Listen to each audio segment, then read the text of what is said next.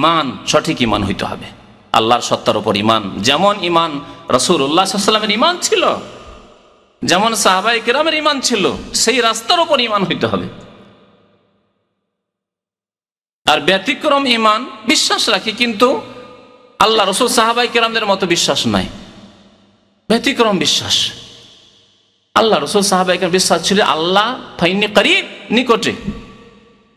আপনি সরাসরি আল্লাহকে চান, আর আপনি চাবেন মাধ্যম দিয়ে, হে আল্লাহ তোমার ওই নেক বান্দা বড় হুজুর আমার পীর বাবা যে রয়েছেন তার ওসিলা, তার মাধ্যমে আমার গুনাহ খাতা মাফ করে দাও, ওসিলা ধরে।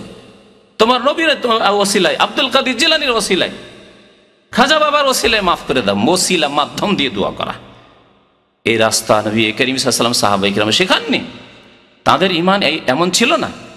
আল্লাযিনা আমানু, ইমানের মতো ইমান হইতে হবে।